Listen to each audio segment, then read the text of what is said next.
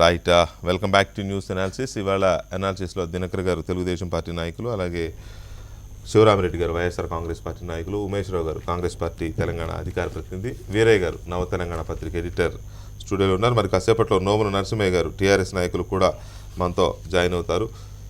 ముందుగా కృష్ణ పుష్కరాల్లో నిన్న 5 యువకులు చనిపోయారు. ఇప్పటివరకు పుష్కరాల్లో చనిపోయిన వారి సంఖ్య 9కి చేరింది. వివిధ కారణాల వల్ల పాము కరిసి, నీళ్లలో పాము కరిసి ఒకరు, ఇంకో రకమైన ప్రమాదంలో ఒకరు, నిన్న పుష్కర ఘాట్ కాకుండా వేరే ప్రాంతంలో యువకులు ఈతకు వెళ్ళి అక్కడ నదిలో మునిగిపోయిన ఘటనలో 5 చనిపోయారు. అయితే ఇక్కడ ఇసుక కోసం, నదిలో నీళ్లు లేనప్పుడు ఇసుక కోసం తవ్విన గోతులు ఉన్నట్టు యువకులకు తెలియక అక్కడికి వెళ్ళి ఆ గోతుల్లో మునిగిపోయి లోతు ఎక్కువ కావడంతో మునిగిపోయి చనిపోయారు అనేది, ఇది ఇసుక మాఫియానే చంపేసింది అనేది సాక్షి.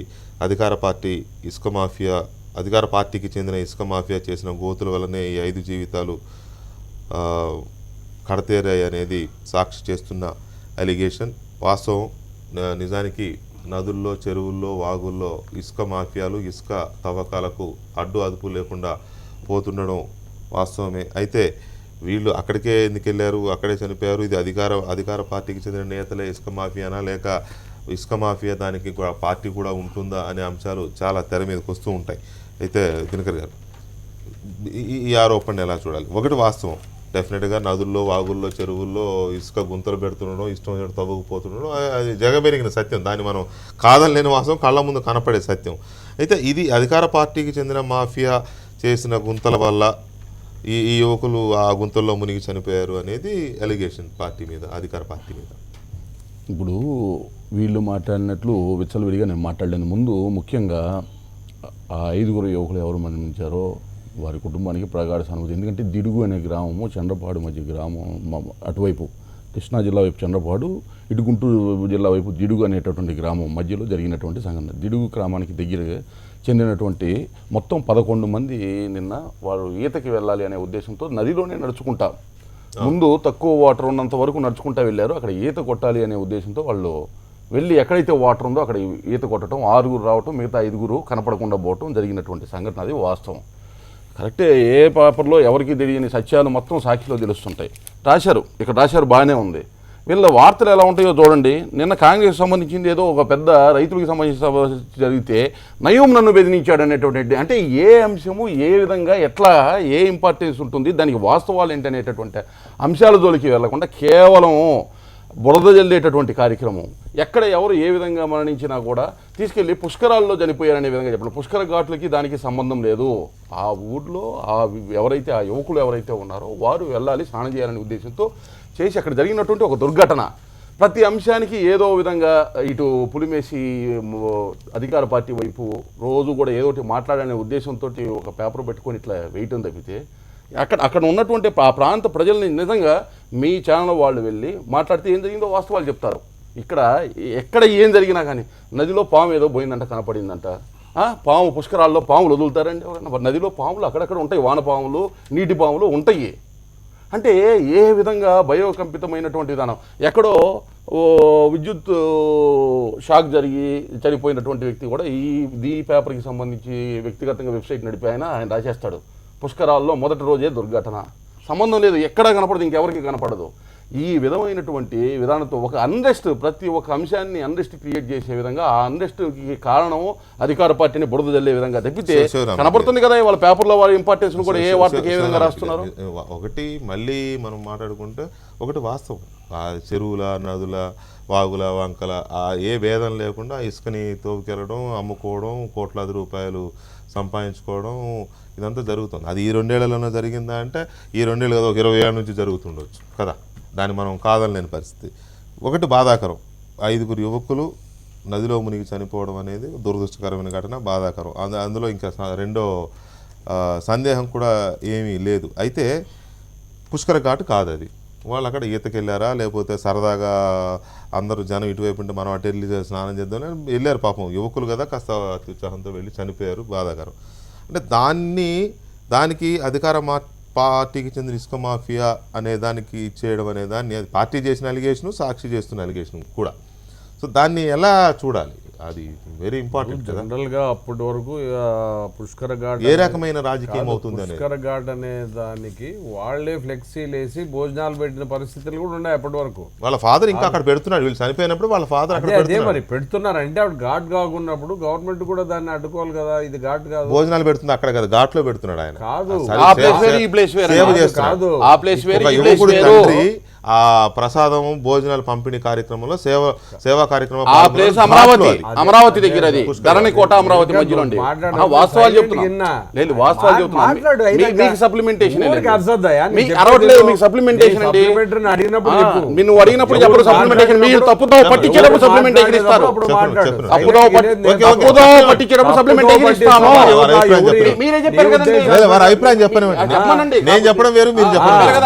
రాజకీయం మాట్లాడతాడు, నేను చెప్తే అది అవునండి. ఆయన మాట్లాడతాడు, వాస్తవాలు అందరికి తెలుసు. చెప్పండి. ఇప్పుడు జనరల్ గా అప్పటి వరకు అక్కడ ఫ్లెక్సీలు వేసి అంత జనాభా అక్కడ అంటే యాక్చువల్ గా లేదు, పుష్కర్ ఘాట్ లేదు అనేది అందరికి తెలుసు. దీంట్లో కూడా రాశారు పుష్కర్ ఘాట్ లేదు, కానీ అప్పటి వరకు వాళ్ళు ఫ్లెక్సీలు వేసి అన్ని పెట్టినారు కాబట్టి ప్రజలు అక్కడ రావడం జరిగింది. దాని దగ్గర వాళ్ళు ఏదో కాలేజ్ నుంచి బయటకు పంపించడం వల్ల, డ్రెస్లు వేసి పంపించడం వల్ల వీళ్ళంతా రావడం జరిగింది. ఒకవేళ వాళ్ళు ఎట్లా చనిపోయినారు ఏమనేది మామూలు దాంట్లో పోయినారా అనేది సపరేట్ ఇష్యూ. ఇక్కడ ఇసుక మాఫియాగా అక్కడ గుంతలు దోగింది అనేది అక్కడ ఉన్న ప్రజలు కూడా చెప్పడం జరిగింది కదా. దానివల్లే జాయింట్ కలెక్టర్ వాళ్ళతో కూడా అడ్డుకోవడం జరిగింది. ఇమీడియట్గా వాళ్ళకి అవన్నీ ఏం జరగకపోతే ఆ తల్లిదండ్రులు కూడా అడ్డుకోరు కదా, వాళ్ళని పోస్ట్మార్టం తీసిపోయే పరిస్థితిలో వాళ్ళు కూడా అడ్డుకోవడం జరిగింది. ఇవన్నీ లోకల్ ఎమ్మెల్యే చేస్తున్నాడని వాళ్ళంతా చెప్పడం కూడా జరిగింది. అలాంటి పరిస్థితుల్లో కేవలం రాజకీయం కోసమే దీన్ని ఆలోచన చేయొద్దండి. మీరైనా ఏదైనా తప్పులు ఎత్తి చూపించినప్పుడు కరెక్టే కదా అని ఆలోచన ఏమంటుంది కూడా అదే. ఈ శవ రాజకీయాలు ఏంటి ఎక్కడైనా అని, ఎక్కడ చూసినా శవ రాజకీయాలే. అది ఏ ప్రాంతంతో సంబంధం లేదు, దేశంతో సంబంధం లేదు. నలుగురు చచ్చిపోతే దాన్ని తీసుకెళ్ళి ఒక పార్టీకి అంటగట్టాలి. అది అధికార పార్టీయా ప్రతిపక్ష పార్టీయా? ఎవడో ఏదో చేస్తే ఇది ప్రతిపక్ష పార్టీ చేయించిందని వాళ్ళు అనడం, లేకపోతే 5 చనిపోతే ఇది అధికార పార్టీ చేసిందని వీళ్ళు అనడం. ఇదేనా రాజకీయం? తప్ప ఇంకోటి లేదండి ప్రజలకి. చెప్పేది నువ్వు రాజకీయాల్లోన ప్రతి పార్టీలో ఉండే ఆలోచన విధానమే అలాగే ఉంటుంది. చంద్రబాబు నాయుడుతో కూడా ఏం లేదా? ఎన్ని చేశాడు ఇంతకు ముందు కూడా, మీకు కూడా తెలుసు కదా 10 సంవత్సరాల్లో ఎన్ని రాజకీయాలు, ఎన్ని హామీలు ఇచ్చినాడు, ప్రతిదాన్ని ఎలా లింకప్ చేశాడు అనేది. అది కాదు ఇక్కడ సమస్య. అక్కడ గుంతలు, ఇసుక మాఫియా గుంతలు తోగిండేది వాస్తవము, అది రాజకీయం కాదు. అది వాళ్ళు లోకల్గా ఉండే నాయకులే దాంట్లో మీడియాలో చెప్పడం జరిగింది. ఇది వీళ్ళు తెలుగుదేశం ఎమ్మెల్యే ఇక్కడ విచ్చలవిడిగా తోగినాడు కాబట్టి ఈ పిల్లోడికి ఎఫెక్ట్ అయింది మా పిల్లోడికి అని చెప్పడం జరిగింది అని అన్నప్పుడు దాన్ని బేస్గా తీసుకోండి. కానీ ఒక సాక్షి పేపర్ మీ పేపర్లో వేరే పేపర్లో రాయలేదని ఇది రాస్తే సాక్షి కాబట్టి రాసింది అని అనుకోకుండా, అది పార్టీ అలిగేషన్, సాక్షి కాదు. ఒకవేళ ఈనాడు, జ్యోతి అవన్నీ ఏమిటికి రాస్తున్నారు అందరికి తెలుసు. కానీ అది మా బాధ కూడా రాజకీయం జర్నలిజం మిక్స్ అయిపోయి జరగాల్సిందేంటో ప్రజలకు ఏది తెలియాలో ఏది తెలియకూడదు అది చెప్పేది. ఇదే అని కాదు, కలర్ఫుల్ అయిపోతున్నాయి. అదే సాక్షి అని చూడాల్సిన పనిలే, జ్యోతి అనాలు చూడాల్సిన పనిలే, ఈనాడు అని ఇంకో పేపర్ అని కాదు. దేంట్లో ఒకవేళ దాంట్లో వాస్తవం ఎంత అంతే, అది పరీక్షించి చూడాల్సిన అవసరం ఉంది. ఇప్పుడు ఇది ఇచ్చినది మాత్రాన గవర్నమెంట్ నేమ్ దింపే పరిస్థితి ఉంటుంది కదా. ఒకవేళ అలాంటి తృప్తి కదా, వాళ్ళకి అక్కడ ఉన్న వాళ్ళకి న్యాయం చేయండి, సరిదిద్దుకోండి. సరే, పుష్కరాలకు సంబంధించి ఈ ఘటన జరిగాయి. మొన్న పాము గరిచి ఒక యువకుడు చనిపోయాడు పాపం. అది చూస్తే బాధ. ఇద్దరిని కలిసింది నిజానికి. ఒక అతను బతికి బయటపడ్డాడు, ఇంకో యువకుడు చనిపోయాడు. నిన్న ఈ ఘటన, ఇంకో ఘటనలో ఇంకొక ఇద్దరు చనిపోయారు వేరే రకమైన.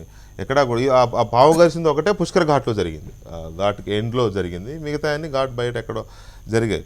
సో ఈ పరిస్థితుల్లో అక్కడ బాధ్యతంగా వ్యవహరించాల్సిన అధికారులు కానీ, పార్టీలు కానీ, ప్రజాప్రతినిధులు కానీ దాన్ని అలా కాకుండా ఇలా ఇంకోలా చూడడాన్ని మనం ఎలా చూడాలా? అది రకమైన ప్యానిక్ క్రియేట్ చేయడం కాదా అది?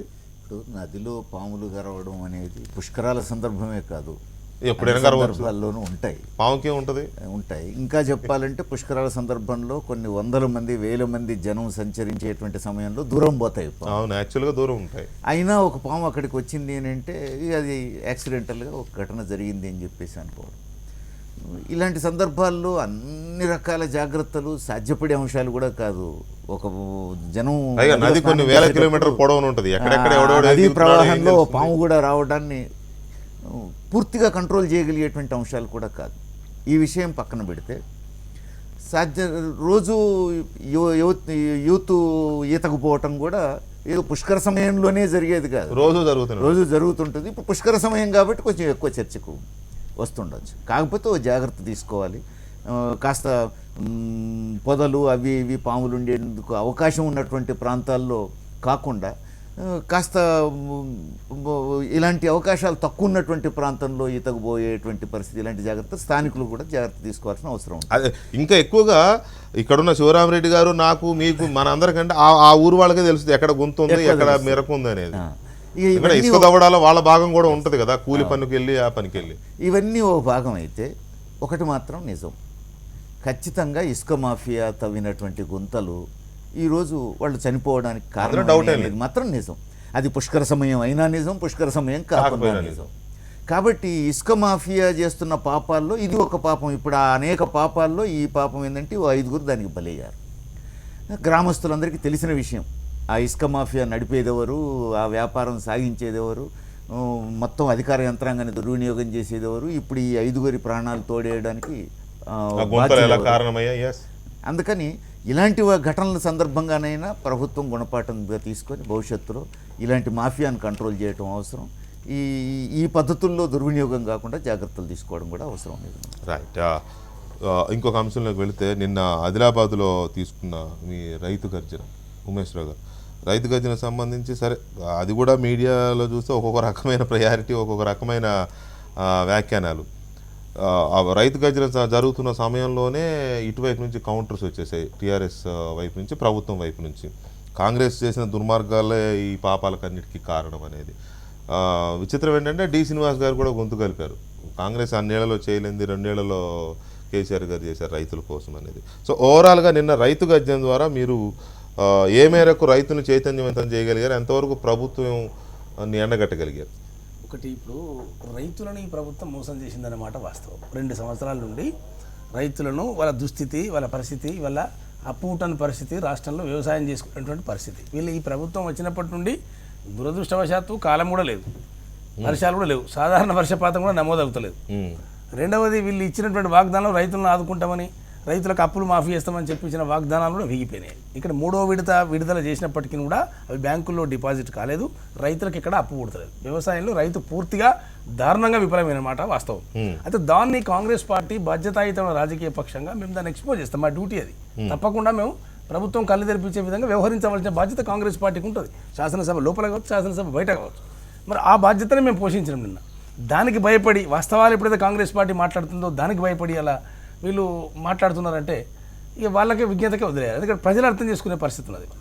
డి శ్రీనివాస్ గారు చెప్తారు, ఆయన మొన్న రాజ్యసభ మెంబర్ అయ్యాడు కాబట్టి ఆయనకు కేసీఆర్ను పొగడక తప్పని పరిస్థితి. డి శ్రీనివాస్ గారు ఆయన కూడా కాంగ్రెస్ పార్టీలో నిన్నటి వరకు రాజకీయం చేసిన వ్యక్తి, అక్కడ కాంగ్రెస్ వాళ్ళని తిడుతుంటే కూడా ఆయన వాళ్ళని సమర్థిస్తున్నాడంటే కాంగ్రెస్లో మంత్రి పదవులు నిలబెట్టిన వ్యక్తి, ఆయన కాంగ్రెస్లో పదవులు చేసిన వ్యక్తి. ఇవాళ టీఆర్ఎస్లో పోగానే 2 సంవత్సరాలు టీఆర్ఎస్ అభివృద్ధి అయినా కనబడ్డది. అంటే ఇది ప్రజలు నవ్వుతారు, ఇటువంటి స్టేట్మెంట్ల నుంచి వాళ్ళ గౌరవం పోతుంది. డి శ్రీనివాస్ లాంటి పెద్ద మనుషుల గౌరవం కూడా పొడగొట్టుకుంటున్నారు వాళ్ళు. కాంగ్రెస్లో నీ ఎదుగుదలంతా రాజకీయం అంతా కాంగ్రెస్లోనే. కాంగ్రెస్లో నువ్వు ఎదిగి మంత్రి అయినా కాబట్టి కేసీఆర్కి రాజ్యసభ ఇచ్చింది, లేకుంటే నీకు మరి రాజ్యసభ ఎందుకు ఇస్తాడు కేసీఆర్? అది గమనించాలి డి శ్రీనివాస్ గారు. నరసింహ గారు, టీఆర్ఎస్ ప్రభుత్వ అక్రమాలపై జాతీయ స్థాయిలో పోరాటం, దిగ్విజయ్ సింగ్ గారి ప్రకటన ఇది నిజమే. ఎందుకనంటే దిగ్విజయ్ సింగ్ ఉండేది ఢిల్లీలో కాబట్టి అక్కడ పోరాటం ఢిల్లీలో కాబట్టి నేను 1-2 విషయాలు దిగ్విజయ్ సింగ్ గారిని, కాంగ్రెస్ పార్టీని అడిగేది ఏమిటంటే, రైతులకు సంబంధించినటువంటి రుణ విధానం, పారిశ్రామికవేత్తలకు ఉన్నటువంటి రుణ విధానానికి సంబంధించినటువంటి పాపాలు ఎవరివి? రైతేమో పారిశ్రామికవేత్తకు అడగగానే అప్పిస్తుంది, రైతేమో చెప్పులు అరిగిందాక రాదాయే. రైతు బీమా ఎందుకు అవడం లేదు? ప్రతిదానికి బీమా అయింది కదా, రైతుకు బీమా ఎందుకు అవడం లేదు? మొదలు మీరు రైతులకు రుణమాఫీ ఎందుకు ఇవ్వలేదు అది చెప్పండి. నేను మాట్లాడుతుండు చెప్పండి. అంటే మీరు చేసినటువంటి తప్పిదాన్ని పక్కన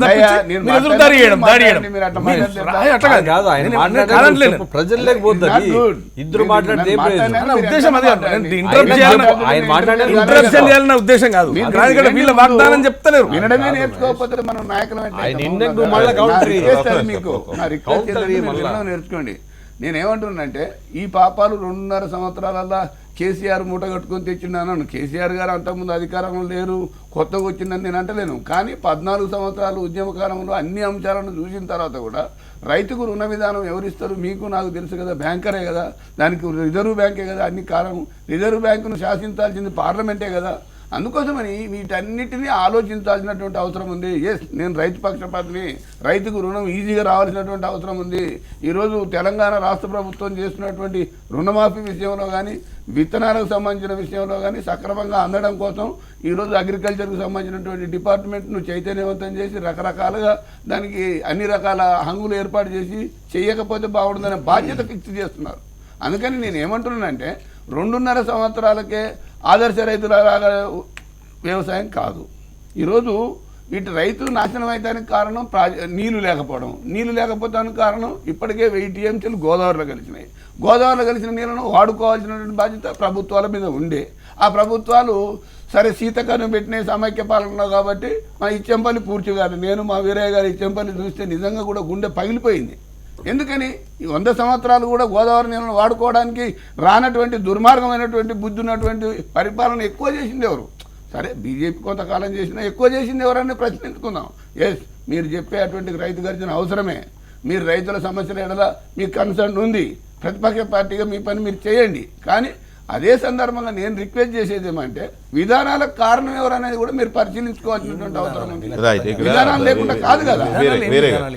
మీరు ఏమంటారు? వీళ్ళు ఇప్పుడు పార్లమెంటు బాధ్యత రిజర్వ్ బ్యాంకును కంట్రోల్ చేసి, మరి రాష్ట్రంలో మీరు ఇచ్చిన వాగ్దానం మీరు తప్పుగా వాగ్దానం చేయడం ఒప్పుకోండి. మరి ఇప్పుడు రాష్ట్ర ప్రభుత్వంగా కేంద్ర ప్రభుత్వాన్ని ప్రభావితం చేసి మరి చేయించవలసిన బాధ్యత మీకు లేదా? అట్లా మీరు తప్పుకుంటారా రిజర్వ్ బ్యాంక్ మీద పెట్టేసి?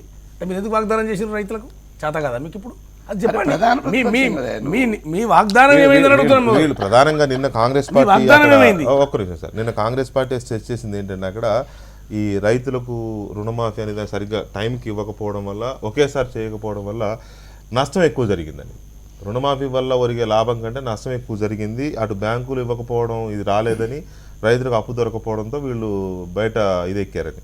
వాస్తవానికి ప్రభుత్వం చాలా స్కీమ్స్ తీసుకుంది. అది భగీరథ, కాకతీయ, ఇంకోటి ఎన్ని తీసుకున్నా ఎన్నికల మేనిఫెస్టోలో అవి మంచి పథకాలు కాదంటే ఓకే, అవి అవసరమే. మిషన్ కాకతీయ, మిషన్ భగీరథ ఇవన్నీ మంచి నో డౌట్ అందులో. అయితే వాటి కోసం అన్ని వేల కోట్లు తెస్తున్న ప్రభుత్వం ఒక్కసారి ఇది కూడా తెచ్చి చేసేస్తే పరిస్థితి వేరుగా ఉండేదేమో. దాన్ని అది పరిష్కరించకుండా ఒకళ్ళ మీద ఒకళ్ళు మాట్లాడుకోవడాన్ని మనం పొలిటికల్గానే చూడాల్సి వస్తుంది తప్ప రైతుల కోణంలో చూసే పరిస్థితి లేదు.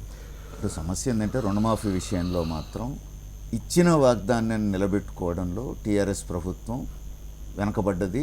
ఇప్పుడు బ్యాంకులు రుణాలు కూడా దొరకకుండా మళ్ళీ ప్రైవేట్ రుణాల వైపు పడాల్సిన పరిస్థితి పడ్డది రైతులకు అనేది నిజం. ఇక కాంగ్రెస్కు విమర్శించే అర్హత ఉందా అని అంటే లేదు. ఎందుకంటే ఈ పాపాలన్నింటికీ బాధ్యత కాంగ్రెస్ది కూడా ఉంది, బీజేపీది కూడా ఉంది. అది అందరికీ తెలిసిన విషయం. అందుకని ఇప్పుడు టీఆర్ఎస్ మీద నేను జాతీయ స్థాయిలో ఉద్యమం చేస్తాను దిగ్విజయ్ సింగ్ చెప్తే జనం ఎవరో ఆదరించే పరిస్థితి కాదు, నమ్మే పరిస్థితి కాదు. నిన్నటిదాకా నువ్వు ఉండి ఏం చేసినావని రైతులు అడగరా? ఎందుకంటే ఆత్మహత్యలు ఈ రోజే మొదలు. రైతులకు రుణమాఫీ చేసింది కాంగ్రెస్ పార్టీ అని మీరు మర్చిపోతే మేము చేయగలిగేది. రైతులకు రుణమాఫీ చేసింది కాంగ్రెస్ పార్టీ అని మీరు మర్చిపోతే మేము చేయగలిగేదేం లేదు. ఇక ఒక్క నిమిషం, మీరు దాని ఆ రకంగా అవును మరి ఒక్క నిమిషం దాన్ని చెప్పాలి, అది కూడా చెప్పాలి. అర్హత ఉందా లేదా తెలియాలి. నేను అక్కడికే వస్తా. ఇక్కడ ఒక అవాంఛనీయమైన పరిస్థితి ఏంటి అంటే కాంగ్రెస్ పార్టీ అయినా, టీఆర్ఎస్ అయినా, టీడీపీ అయినా, బీజేపీ అయినా మొన్న శాసనసభలో 2 రోజుల పాటు చర్చ జరిగినప్పుడు కూడా రైతుల ఆత్మహత్యలంటే రుణమాఫీ చుట్టే తిప్పారు. అది ఎంత తీవ్రమైనటువంటి వైఫల్యమో జనమందరూ చూశారు రాష్ట్రంలో. ఎందుకంటే ఆ రోజే నవ తెలంగాణ కూడా రాసింది ఈ 2 రోజుల చర్చ తర్వాత కూడా ఆత్మహత్యలు కొనసాగినాయి కదా, కొనసాగుతున్నాయి కదా. కారణం ఏమిటి? కేవలం ఇది రుణమాఫీ సమస్య కాదు. రుణమాఫీ అయిన తర్వాత కూడా కొనసాగుతాయి, అందులో డౌట్ ఏం లేదు. ఇప్పుడు ఈ మొత్తం రుణమాఫీ ఒకేసారి ఒకే విడత జరిగి ఉన్నా ఆత్మహత్యలు కొనసాగి. ఎందుకంటే ఇది రుణమాఫీ మాత్రమే కారణం కాదు, తాత్కాలిక ఉపశమనం అంతే. ఆత్మహత్యలకు మౌలికమైన కారణం మీద 2 రోజులు చర్చ జరగలేదు కదా. ఈరోజు కాంగ్రెస్ దాన్ని లేవనెత్తట్లేదు, టీఆర్ఎస్ దాన్ని లేవనెత్తట్లేదు. అందుకని అసలు ఈ ఆత్మహత్యలకు దారితీస్తున్న మౌలిక కారణాలు వదిలేసి రుణమాఫీ చుట్టూ మాత్రమే తిరిగితే వచ్చేటువంటి సమస్య ఇది. ఇక ఇప్పుడు రుణమాఫీ కూడా ఉపయోగపడలేదు అనేది నిజమా కాదంటే నిజం. ఎందుకు అని అంటే ఇచ్చిన వాగ్దానాన్ని ఇచ్చిన మేరకు అమలు జరపలేదు. ఆ 3 విడతలు 4 విడతలైనా సకాలంలో చేస్తే రైతుల నుంచి మన బ్యాంకుల నుంచి రావాల్సిన రుణాలైనా సకాలంలో వచ్చేటువంటి అవకాశం ఉంటుంది. ఇప్పుడు అది లేకుండా పోయిందనేది నిజం. ఇక అది కేంద్రంలో అధికారంలో ఉన్న కాంగ్రెస్ లేదా బీజేపీ ఏం చేయాలి అని అంటే ఖచ్చితంగా ఆర్బీఐని నియంత్రించాల్సిన బాధ్యత వాళ్ళది. ఆర్బీఐ ఏమి సర్వసత్తాక స్వతంత్ర సార్వభౌమాధికారం కాదు. అది ఖచ్చితంగా పార్లమెంటు నియంత్రణలో ఉండాల్సింది, కేంద్ర ప్రభుత్వ విధానాలకు అనుగుణంగా నడుచుకోవాల్సింది. ప్రధానమంత్రి కూడా ఆర్బీఐ గవర్నరు ఒప్పుకోవట్లేడు అని అంటే మరి ఆర్బీఐ గవర్నర్కి ఎవరు చెప్పాలి? ఐక్యరాజ్య సమితి చెప్తుందా? అందుకని కేంద్ర ప్రభుత్వాలు బాధ్యతారహితంగా వ్యవహరించడం వల్ల ఆర్బీఐ అనేటువంటిది తను లిఖితపూర్వకంగా ఉన్నటువంటి నిబంధనలకు అనుగుణంగా ఆర్బీఐ గవర్నర్ మాట్లాడతాడు. ఆ లిఖితపూర్వక నిబంధనలను మార్చాల్సింది కేంద్ర ప్రభుత్వం. అందుకని అయినా వీళ్ళేమో ఆర్బీఐని అడిగి హామీలు ఇవ్వలేదు కదా. ఆర్బీఐని అడిగి అయ్యా మీరు ఇట్లా హామీ ఇస్తాం మరి ఓకే అంటారా అని ఇద్దరు అడగల. చంద్రబాబు నాయుడు గారు అడగల, కేసీఆర్ గారు వాళ్ళ స్టడీ ఏదో వాళ్ళు చేసుకున్నారు, హామీ ఇచ్చారు. రుణ విధానానికి సంబంధించి బాధ్యత చంద్రబాబు నాయుడు గారు ఇచ్చిన, కేసీఆర్ గారు ఇచ్చిన ఆర్బీఐ పర్మిషన్ తో ఏమి ఇవ్వలేదు. వాళ్ళకు అవగాహన ఉన్న మేరకు ఇది అవసరం అనుకున్నారు, ఏమో ఇచ్చారు. రుణమాఫీ వద్దని ఎవరు అనడాల. ఇప్పుడు కూడా రైతులకు అవసరమని అందరూ అమలు చేస్తున్న తీరులో ప్రయారిటీస్ మార్చుకుని ఫోకస్ మార్చుకుని మీరు క్యాచ్ చేస్తలేరు. రుణ విధానానికి సంబంధించి పార్లమెంట్ ద్వారా మాత్రమే రిజర్వ్ బ్యాంక్ ను సాధించగలవు. రాష్ట్ర ప్రభుత్వాలు, కేంద్ర ప్రభుత్వం ఒకసారి రాష్ట్ర ప్రభుత్వము వేరే పథకాలను కాంగ్రెస్ మాఫీ చేసినాడు 60,000 ప్రజలకు హామీ ఇవ్వని పథకాలకు నిధులు మళ్లించి రైతులను దెబ్బతీసింది. ఇక్కడ రుణ విధానం చేయాల్సింది ఎవరు? భగీరథ అని ఇంకేదో కొత్త కొత్త కార్యక్రమాలు తీసుకొచ్చి పెట్టి ఇలా రైతులను అది చేసిండ్రు. ఆ నిధులు మళ్లించారు. ఇక్కడ ఈ వైపు తీసుకు వాళ్ళకి అవసరం ఉన్నాయి, వాళ్ళకి ఇష్టం ఉన్నాయి చేస్తున్నారు కార్యక్రమాలు. మరి ఎన్నికల ప్రణాళికలు వాగ్దానం చేసినటువంటి ఇండ్లు ఏమైనాయి, భూములు ఏమైనాయి, మరి రైతు రుణమాఫీ ఏమైంది? అసలు ఎన్నికల వీళ్ళు రాసిన పుస్తకంలో ఒక్కటి కూడా వీళ్ళు అమలు చేసింది లేదు. ఒక పెన్షన్లు తప్ప మొత్తం అన్నింటా విఫలమే ప్రభుత్వం. అందుకే డిపాజిట్లు పోతున్నాయిగా మిత్రమా. డిపాజిట్లు పోతే చూడండి, 2019 నుంచి డిపాజిట్లు పోతే చూడండి. మీ డిపాజిట్లకు వచ్చింది. పదే పదే ఇక్కడ వీళ్ళ వైఫల్యాలు వచ్చినప్పుడల్లా కూడా సమైక్య పాలకులు అనేటటువంటి మాట మాట్లాడటం ఒకటి అలవాటు అయిపోయింది. ఎవరు సీతకన్ను వేశారండి? సమైక్య పాలకులు సీతకన్ను వేశారు కాబట్టి 15,000 కోట్ల రూపాయలు సర్ప్లస్ బడ్జెట్ వచ్చిందా? ఇక్కడ సమైక్య పాలకులు ఆ రోజు సీతకన్ను వేశారు, బ్రహ్మాండంగా ఉండే గుంటలమయం చేశారు ఇవాళ హైదరాబాద్ మొత్తం. సమైక్య పాలకులు సీతకన్ను వేశారు కాబట్టి రాజధానిని కూడా వదులుకొని మేము అక్కడికి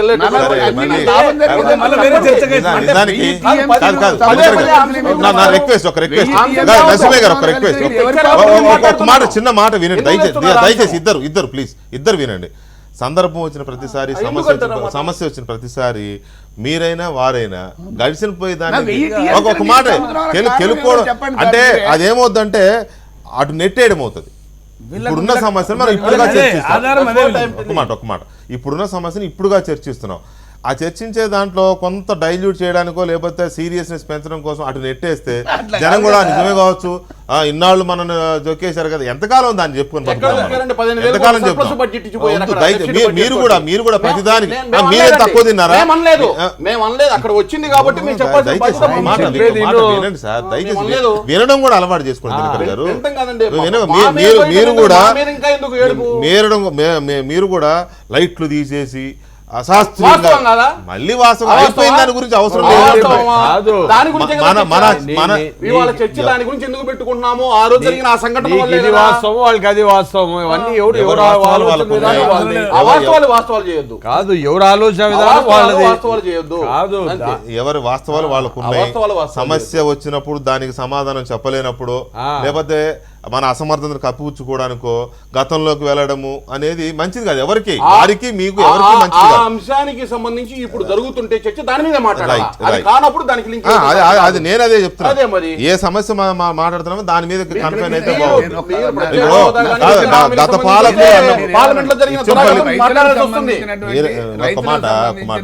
రైతు గర్జన గురించి మాట్లాడుతున్నాం. మీరు కూడా గతంలోకి వెళ్ళి ఇచ్చంపల్లి గురించి మాట్లాడారు. ఒక మాట దయచేసి మీరు కూడా వినండి సార్. వాడుకొని ఉంటే ఇంత దుర్గతి పట్టేది కాదు కదా. మీరు కూడా వినండి. ఏం చేశారు మీరంతా? ఏం చేశారండి? ముందుకెళ్ళి ఒక మాట ఉమేష్ గారు ఇంకా ముందుకెళ్ళి నేను కొద్దిగా మాటలు అనలేను కానీ ఏం చేశారు? మీరు ఫ్లోర్ లీడర్గా పనిచేశారు సిపిఎం పార్టీ తరఫున. వారికి తెలుసు ఏం చేశారు మరి? ఇచ్చంపల్లి వెళ్తే గుండె పగిలిపోయింది అన్నారు. గుండె పగిలిపోయింది. అసెంబ్లీలో ఎందుకు పగలలేదు? అసెంబ్లీలో దాని వీరభద్రం గారు ఉన్నారు, మీరు ఉన్నారు. తప్పు మాట్లాడుతున్నారు. నేనే తప్పు మాట్లాడాలి. మీరందరూ చేతులు ముట్టేసి మాట్లాడారు కాబట్టి అందరూ బాధ్యులే దానికి. అందరూ బాధ్యులే దానికి. లక్ష్మణ్ గారు మాట్లాడాలి. వీళ్ళు అందరూ బాధ్యులే. ఇప్పుడు అధికారంలో ఉన్న వాళ్ళందరూ అప్పుడు అధికారంలో ఉన్న వాళ్ళే, పదవుల్లో ఉన్న వాళ్ళందరూ అప్పుడు పదవుల్లో ఉన్నారు. అందుకే ప్రతిసారి దాన్ని వెనక్కి నెట్టేసే ప్రయత్నం చేయకండి. సరే, నల్గొండ జిల్లాకు మీరే పెద్ద నాయకులు కాబట్టి ఇప్పుడు ఏంటి నయం గొడవ ఏంటి? కొత్త కొత్త పేర్లు వస్తూ ఉన్నాయి. నిన్న కూడా 7 టెరాబైట్లు అంటే దాదాపు 4000 సినిమాలు పట్టేంత మెటీరియల్ ఉంది వాటిల్లో మనకు వస్తున్న ఒక అంచనా ప్రకారం.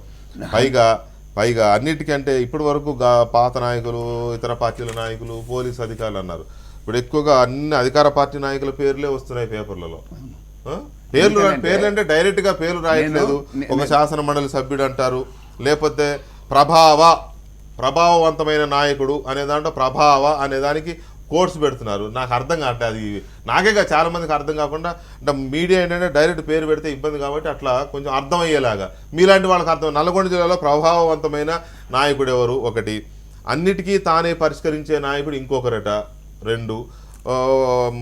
గతంలో విద్యార్థి ఉద్యమాల్లో చురుగ్గా ఉండి ప్రస్తుతం శాసన మండలి సభ్యుడిగా ఉన్న నాయకుడు అని ఇంకొకరు. ఇట్లా ఒక 3-4 పేర్లు వస్తున్నాయి. సో నల్గొండ జిల్లాలో చాలా సన్నిహిత సంబంధాలు ఉన్నాయనేది వస్తూ ఉంది. రాజగోపాల్ రెడ్డి అట్టే వస్తున్నాం. మీరు చాలా మీకు ఏమి తెలియదు అనుకుంటే ఏలు పెడితే సీకరు ఎన్న పెడితే నాకరని నేను అనను. కానీ ఒక మాట నేను చెప్తాను. నేను ఒక మాట చెప్పని అండి. ఎస్, వాడు పుట్టిందే నల్గొండలా. జైల్లో ఉన్ననాడు ఆయనకు అడ్డం లేకుంటున్నటువంటి ఆ పరిస్థితి నుంచి ఎక్కడి నుంచి స్టార్ట్ అయిందో బెల్లి లలిత విషయం కానీ మనకు స్టార్ట్ అయింది. దాని తర్వాత ఆ విషవృక్షం ఎంత వటవృక్షం అయిందో మనకు అర్థమైంది. ఈరోజు నల్గొండ జిల్లాలో పుట్టినవాడు, నల్గొండ జిల్లాలో విషవృక్షాలు పెట్టినవాడు, నల్గొండ జిల్లాలో ఉన్న సంబంధం లేదనంటే ఎవడు తాడి చెట్టు కింద కూర్చొని పాలు తాగినట్టుంటుంది. It's not good. అది ఈరోజు కేసీఆర్ గారి ప్రభుత్వం ఒక దమ్ము ధైర్యంతో నిష్పక్షపాతంగా కార్యక్రమాలు నిర్వహిస్తుంది. 2 దశాబ్దాల కాలము ఒక గ్యాంగ్ లీడర్గా ప్రభుత్వాన్ని, పోలీసుల్ని అంటగాగి అన్ని రకాలుగా పోలీసులు చేయాల్సిన చర్యలు పోలీసులు ఆడికి ఉన్నటువంటి సర్కార్ లేబుల్ లేకుండా చేయించుకున్నటువంటి తీరు దుర్మార్గమైంది. కాబట్టే ఈ అన్నిటినీ వంకాయల దొంగతనం నాడు వద్దంటే ఇతకాడికి వచ్చేది కాదనే పరిస్థితి. అందుకని దీన్ని మొక్క పెట్టినవాడు ముదనష్టం మొక్క పెట్టినాడు. ఈ వటవృక్షానికి 2 దశాబ్దాల కారణం. ఖచ్చితంగా కేసీఆర్ గారు ఒక దమ్ముతో విచారణ చేపిస్తున్నాడు. గవర్నమెంట్ ఆఫ్ ఇండియా దీనికి సహకరించాల్సిన అవసరం ఉంది ఏజెన్సీకి సంబంధించి. ఎందుకంటే 5-6 రాష్ట్రాలలో ఉంది కాబట్టి పూర్తి స్థాయిలో వివరాలు రావాల్సింది. అది ఎవడైనా సరే, విద్యార్థి నాయకుడైనా ఇంకెవడైనా అన్ని విషయాలు కేసీఆర్ దాచిపెట్టాడు. రాజగోపాల్ రెడ్డి గారు నిన్న సీరియస్ అలిగేషన్ చేశారు. ఎమ్మెల్సీగా తను పోటీ చేసినప్పుడు బెదిరించాడని, తనపై పోటీ చేసిన అధికార పార్టీ అభ్యర్థికి ప్రచారం చేశాడని ఆయన ఇంకొక మాట కవిత గారి మీద కూడా అలిగేషన్ చేశారు. ఎంపీ కవిత గారి మీద వారికి సంబంధించిన భూములకు అడ్డుపడుతున్నాడు అనేది అందుకే ఎన్కౌంటర్ చేశారనే అలిగేషన్ కూడా రాజగోపాల్ రెడ్డి చేశారు. రాజగోపాల్ రెడ్డి టీఆర్ఎస్ గారి గురించి ఆయన నుంచో ఊడిపడ్డాడు కాదు. నేను ఆయన ఇద్దరం పోటీ చేసిన సందర్భంగానే 75,000 ఓట్లు వస్తే కేసీఆర్ గారి లాగా నేను పార్లమెంట్కి వెళ్ళేవాని. ఆ రోజు ఏం జరిగిందో రాజగోపాల్ రెడ్డికి తెలుసు. వినండి, రాజగోపాల్ రెడ్డి గారికి తెలుసు ఆ రోజు ఏం జరిగింది. నయం ఎవరికి ప్రచారం చేసిండు, ఎవరికి ఓట్లు వేసిండు, ఎంపీగా నోముల నరసింహకి వేసిండా, ఆయనకి వేసిండా, ఒకసారి ఆత్మపరిశీలన చేసుకోమని చెప్పేసి అంటున్నా నేను. రెండో అంశం ఏమిటంటే, ఈరోజు నేను ఏమంటున్నానంటే, రాజగోపాల్ రెడ్డి గారికి ఇప్పుడు మాట్లాడితే ఎట్లా? 5 ఏళ్ళు 10 ఏళ్ళు నువ్వు మొత్తం అధికారంలో ఉండి ఈ విషవృక్షం పెరుగుతుంటే నువ్వు ఉన్నటువంటి కాంగ్రెస్, నువ్వు ఉన్నటువంటి ఇతర అధికార పాలక పక్షాలే కదా దీనికి కారణం. అందుకని ఆ మాటలు మాట్లాడితే చెల్లవవి, చెడిపోయినటువంటి మాటలు అంత అయిపోయినాక చెప్పేది. ఇప్పుడు చేతులు గాలిలాక ఆకులు దులుపుకుంటానికి ఎవడు చేసినా సరే కేసీఆర్ గారు ఈరోజు నిష్పక్షపాతంగా పూర్తి స్థాయిలో వెంటబడి అన్ని విషయాలను చట్టపరంగా చట్టం తన పని తాను చేసే విధంగా చేస్తాడనేది మాత్రం ప్రతి మేధావి, ప్రతి సామాన్యుడు కూడా చెప్తున్నటువంటి మాట. ఇవాళ ప్రతిపక్షంలో ఉన్నారు కాబట్టి వీరికి వ్యతిరేకంగా పనిచేసి ఉండొచ్చు నయం. వీళ్ళు అధికారంలో ఉన్నప్పుడు, వీళ్ళు అంటే కాంగ్రెస్ పార్టీ అధికారంలో ఉన్నప్పుడు వీళ్ళకు అనుకూలంగా ప్రతిపక్షాలకు వ్యతిరేకంగా పనిచేసి ఉండొచ్చు నయం పనే అది. ఎవరు అధికారంలో ఉంటే వాళ్ళ గొడుగులో ఉండి వాళ్ళకు అనుకూలంగా పనిచేస్తూ తన అరాచకాలు కొనసాగించడం అనేది అతని నైజము, అతని ప్రవృత్తి, అతని వృత్తిగా మార్చేశారు పోలీసు అధికారులే, అందులో డౌట్ లేదు. సో అప్పుడు మాట్లాడకుండా ఇప్పుడు ఏదో చనిపోయాడు కాబట్టి బతుకుంటే వచ్చేదా ఈ మాట, ఆ సందర్భమే రాదు కదా. బతుకుంటే చర్చ లేదు, మీడియా మాట్లాడదు, పోలీసులు మాట్లాడదు, వ్యక్తులు ఎవరు మాట్లాడరు. బెల్లి లలిత గురించి 2 గంటలు చర్చ పెట్టినటువంటి దమ్ము అది బెల్లి లలిత ఇంకొక సెపరేట్ ఇష్యూ లేండి. ఆ విష వృక్షానికి బెల్లి లలిత హత్య అనేది ఇంకొక సెపరేట్ ఇష్యూ. దాంట్లో వివరాల్లోకి వెళ్తే మళ్ళీ లేనిపోని అన్ని అందుకే అది కాకుండా నేను దాంట్లోకి వెళ్ళదలుచుకోలేదు. సో ఇక్కడ ఇవాళ అతను చనిపోయాడు అనేది ఒకటి, మనం ప్రతిపక్షంలో ఉన్నాం కాబట్టి అనడమా, లేక నిజాలెన్ని వాస్తవాలెన్ని బయట పెట్టేద్దా? ఆయన అన్నారు కేసీఆర్ గారికి దమ్ము ధైర్యం ఉంది దీన్ని దర్యాప్తు చేయించడంలో అనేది. నిజాలను బయట పెట్టే దమ్ము ధైర్యం కూడా ఉండాలి ఆరోపణలు చేయడానికి, అలాంటివి ఉన్నాయా? ఇది దమ్ము ధైర్యం అని కాదు, మన బాధ్యత, అది ప్రభుత్వం యొక్క బాధ్యత. అయితే ముందు ప్రభుత్వాలకు ఆ బాధ్యత లేదన్న. ఏదేమైనప్పటికీ కూడా నయీం అనేటువంటి వ్యక్తి ఇంత పెద్ద నేర సామ్రాజ్యాన్ని సృష్టించిందంటే పోలీసుల అండదండలు, కొంతమంది చెడిపోయినటువంటి రాజకీయ నాయకులు వాళ్ళ ద్వారా జరిగిందనే మాట వాస్తవం. అది ఏ పార్టీ అనే అంశం కాదు అక్కడ. ఏ పార్టీ ఉంటే ఆ పార్టీ, వాళ్ళ పార్టీకి సంబంధాలు ఉండే అక్కడ, వ్యక్తుల యొక్క వ్యవహార శైలి. ఏ పార్టీ కూడా వీళ్ళని మాఫియాలను మీరు ఎంకరేజ్ చేయండి అని చెప్పి ఏ పార్టీ కూడా విధానం పెట్టుకోదు. దానిలో కూడా ఉన్నవాడు ఇటువంటి స్వలాభం కోసం చేసేటువంటి వాళ్ళు కొంతమంది ఉంటారు. అయితే వాళ్ళు ఇర్రెస్పెక్ట్ ఆఫ్ పార్టీస్, అది ఎవడన్నా కానీ ఆ పరిస్థితిలో ఉన్నప్పుడు ఎవరైనా నయం ఎందుకు చంపుతాను రాజగోపాల్ రెడ్డిని, ఆ రాజగోపాల్ రెడ్డికి నయం ఏం సంబంధం ఎవరికి తెలియదు. అతను ఇప్పుడు ఏదో మాట్లాడితే మనకు వింటున్నాం అంతే తప్ప. ఎలక్షన్లో కాంటెస్ట్ చేద్దాం ఎందుకు అన్నాడు ఆయన, ఈ నయం అంటూ రాజకీయవేత్తనా, మరి ఈయన మాఫియా కాదు, ఆయన రాజకీయవేత్త కాదు, ఆయన నేను ఎందుకు చంపుతాడు, ఆయన ఏమైంది అనేటువంటి విషయం బెదిరించాడు. ఇంకో ఎమ్మెల్యే, టీఆర్ఎస్ ఎమ్మెల్యే కూడా నేను చంపేస్తాను అసలు ఎందుకు జరుగుతుంది అనేటువంటి విషయం, అదంతా వ్యక్తిగత వ్యవహారాలు. అవి ఏ రాజకీయ పార్టీలకు ఎవరికి సంబంధం ఉన్నట్టు అంశం కాదు. రాజగోపాల్ రెడ్డి నయం ఎందుకు చంపుతాడు నేను కాంగ్రెస్ పార్టీ ప్రతినిధిగా నేను చెప్పలేను. ఇక్కడ ఆయన భువనగిరి, ఈయనది భువనగిరి, ఏం జరిగిందో మనకు తెలియదు. అవి పార్టీలకు సంబంధించిన అంశాలు కాదు. ఎవరికైనా ఇన్వాల్వ్మెంట్ ఉంటే, ఇంటెన్షన్గా వాళ్ళు ఇన్వాల్వ్ అవుతే, నయంతో నేర సంబంధాలు ఉన్నట్టయితే వాళ్ళు ఏ పార్టీలో కానీ శిక్షించవలసిందనే కోరుతాం. వేరే గారు శాసన మండలి సభ్యుడిగా ఉన్న నల్గొండ జిల్లాకు చెందిన ఓ ప్రజాప్రతినిధి నయీంకు కుడిభుజంగా మెలిగాడు. ఈయన చేసిన సెటిల్మెంట్కు లెక్కే లేదని పోలీసులు చెప్తున్నారు. ఈయన నయంతో కలిసి దిగిన 20కి పైగా పోలీసులకు లభించాయి.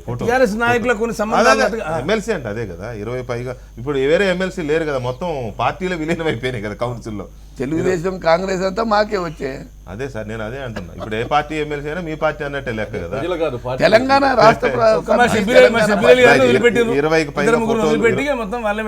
పైగా ఫోటోలు లభించాయి అనేది. ఇంకొకటి, అందరు చింతలు తీరుస్తాడని పేరున్న నల్గొండ జిల్లాకు చెందిన అధికార పార్టీ నాయకుడు.